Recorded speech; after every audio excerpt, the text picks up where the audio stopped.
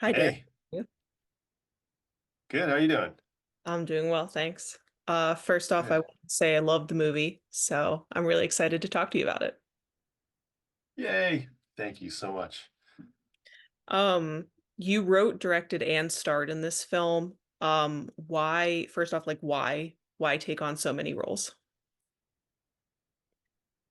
I really think that creator-led films are the future. We have so much more control. That's what I love about it. It's not that I don't have a great team behind me. I have a great stunt coordinator, second unit, great first AD, DP. Um, but having that much control allows me to adapt um, on the fly, things that I see, things that are creative. Um, so, I mean, that's one part. I think the other part is just, we're working on a very modest budget. And if you have to check in with multiple leads in terms of the director or producer, that can really slow things down. So it sometimes in some ways it's about efficiency. I know people probably think, oh, that's a lot of hats. You're taking on so much work, but in many ways it's very freeing. It's um and and I love the fact that I get to choose, where it goes and who I get to work with, and so like Chuck Norris is and Mark Singer, those are both my childhood heroes. So I get to make that decision. So why wouldn't you if you could?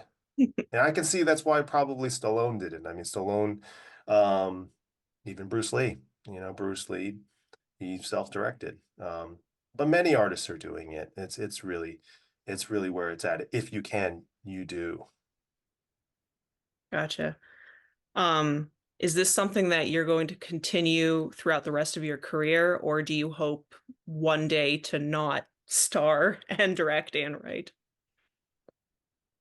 Um, I mean, I would, if Jim Cameron called me up and said, hey, we need a guy for Avatar 3, I'd be like, well, let me check my calendar.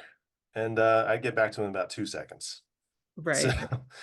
um, you know, uh, it's really a lot of, well, let me say, Matt Reeves is one of my favorites too. I think Matt Reeves is really smart, because studios throw him into situations and he's able to deliver and be very creative.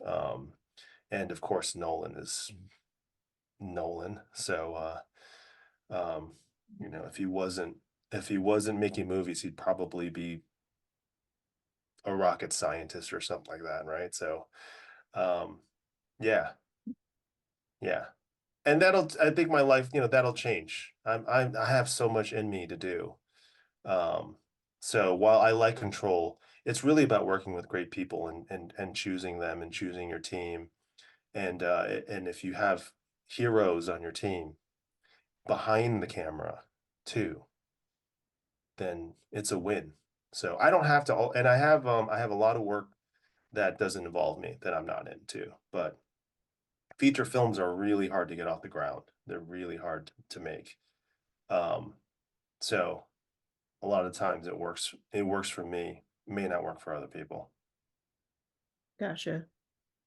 Um, so you did talk about a lot of the benefits of writing, directing, and starring. Are there any specific challenges that doing all of that pose? Um, you have to prepare. I've scouted locations many times. I've worked with the same team now for a couple times now. This is the first time having a really strong AD for Agent Recon. And not only that, two ADs. Um, so a lot of that, and then my DP is awesome too, Zach. I mean, by the way, he comes from lighting. And I pushed him into the cinematographer realm, and fantastic leader. So that's what you want is a great team that loves working together. That's awesome. So yeah, I mean, yes, there were challenges though. There's so many challenges. It was short. It was I only had 12 days to shoot it. Can you imagine? 12 days. Oh, So and then I have an amazing Chuck Norris coming to set. He hasn't done a movie in 12 years. I mean, he'd done some cameos, but he's you, you know you we put everything forward for him because that's how you treat a legend. That's and he got behind the movie because he loved the script and it's got a good message. So if someone really gets behind you like that, because he doesn't really have to do movies. He doesn't have to do anything if he doesn't want to. Um, his wife, who's an amazing person, she said to me, "I just want you to know, Chuck doesn't leave the ranch for anybody, you know, and we're shooting out in the outskirts of Los Angeles."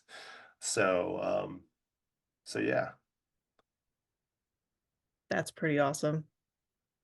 Uh, kind of keep it on the same train with Chuck Norris and Mark Singer. What was it like meeting them and then working with them?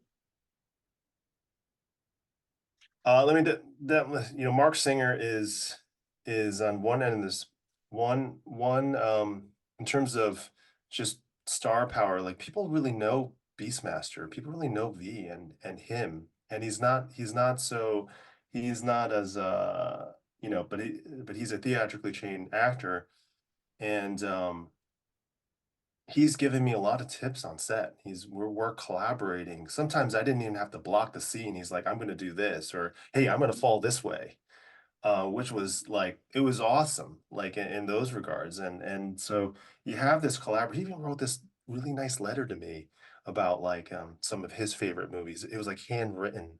He's like, I want to just give this to you.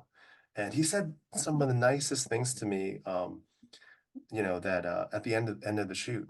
And I think I'll leave it up to him to say that, to say what he said if he wants to. But you feel good about your work when you work with people who are titans in the industry, and they're appreciative of the experience they had.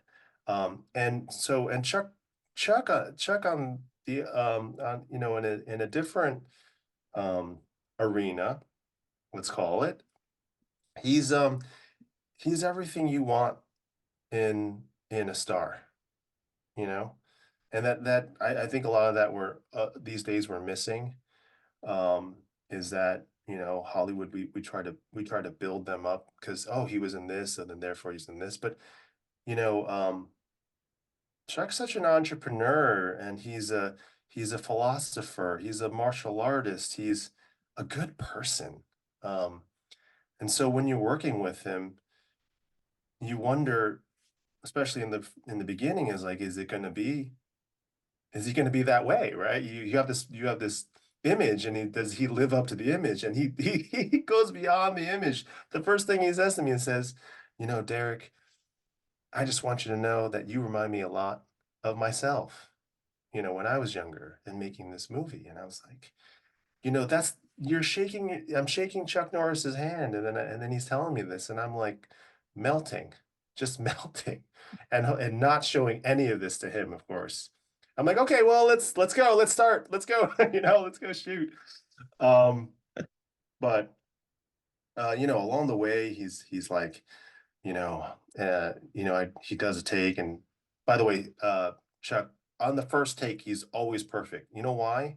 Because he's prepared. He's prepared so much. I didn't realize how much he had prepared for this role.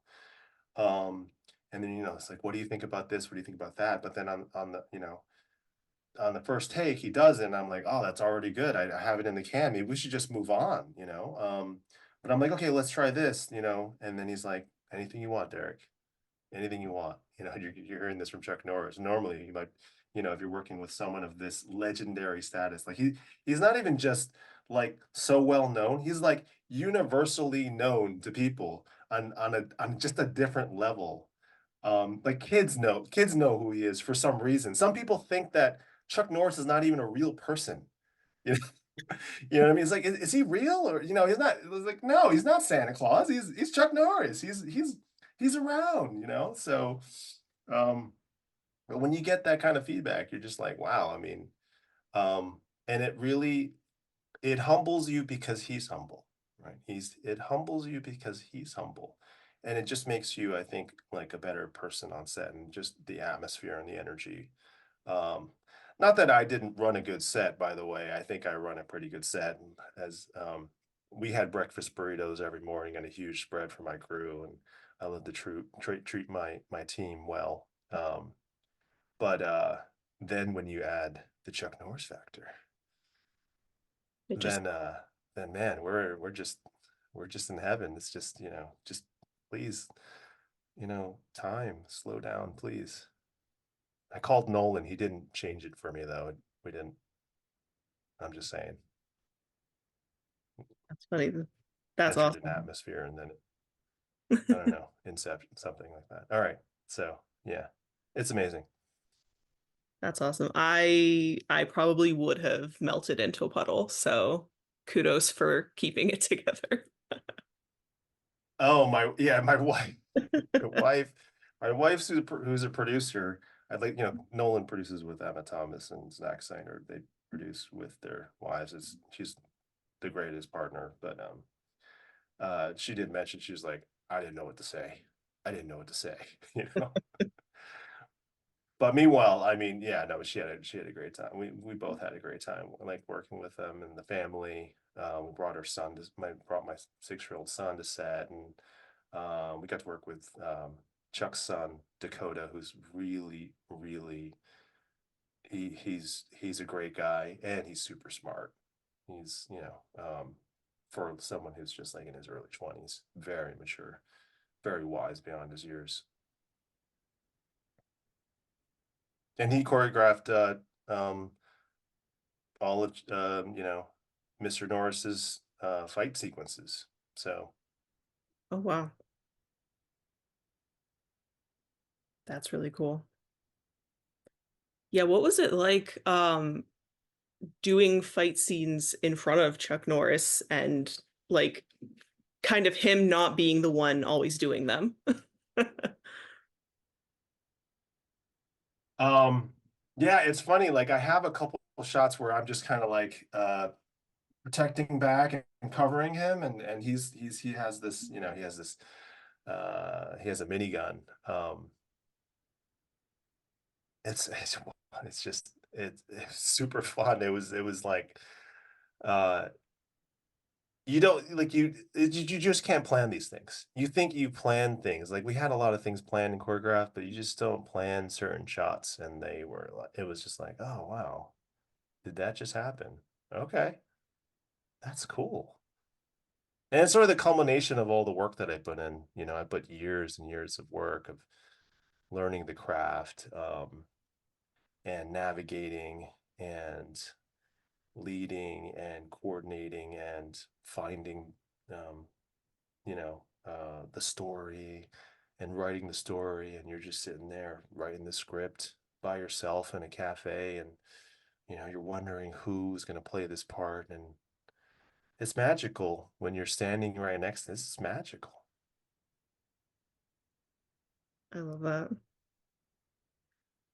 Um, a lot of your work bridges the gap between like Eastern culture and Western culture, um, as shown on film. Can you explain kind of how with this film and then your other agent films, how you kind of approached that?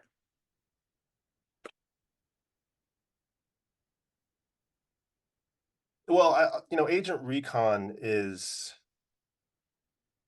I mean, I would say there's inherently Jim is Asian, because I played Jim Young, so he has a backstory, and who were his parents, and how was he brought up, and how his behavior is.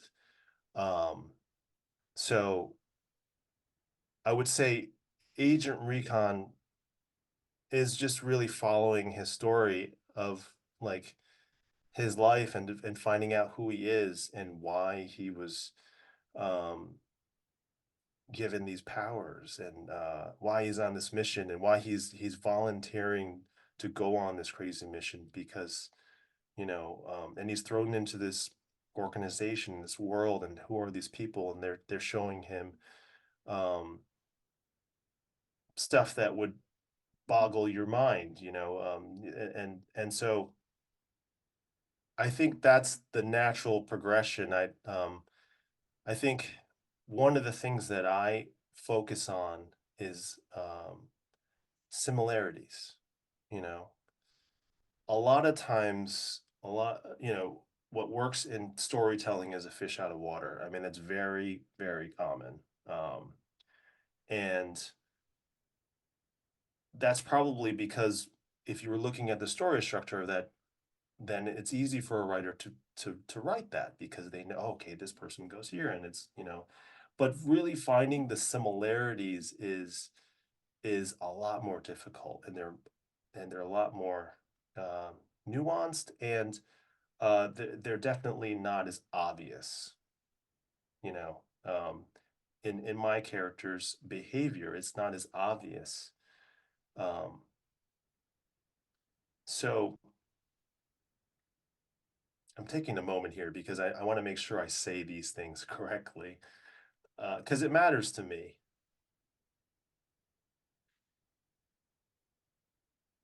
I just think that, like, I just think it's important that we don't make it a big deal where you're from. And that's how you bridge things, is you just don't make it a big deal. And you'll see that in the movie, that it's really not a big deal. And maybe I think in my previous work, maybe there's some writing that I think is more, I probably made it too big a deal, or I touched on areas that I didn't need to touch on. And so when I was making this movie, I was like, you know what? I'm just gonna make a movie that I want to see, and I want to make it for audiences. I want them to get excited. I want them to be curious. I want them to feel tension, and I want them to root for the characters to succeed, and I want them to feel things. I want them to see I mean, like, Mark Singer has an awesome story arc. Mhm. He's really the lead character, by the way.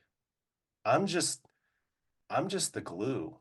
And I think that's a lot of times of who I am, is sometimes in a leading position, you're not the one who's really in front, even though you're leading. So I'm just connecting and letting them do the heavy liftings. And Mark does an amazing job doing that. And so does Chuck. I mean, geez, he does an amazing job. And um, I think giving people what they want to see, you know, and they know too.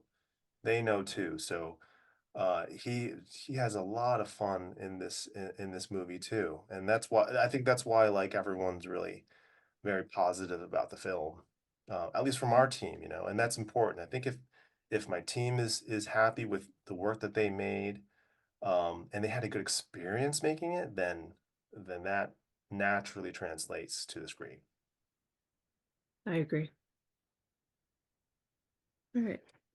My final question before I let you go is your character alludes to a continuation of this story. So are there any plans to continue it?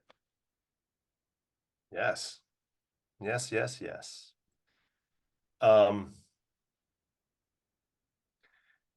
I've said this before. I mean, this is in a sense, I would say, a major audition. Like, I've been called back a couple times now, because we've gotten traction with this film, you know. And this is an audition to say, hey, like, this is really what we can do. This is how we work.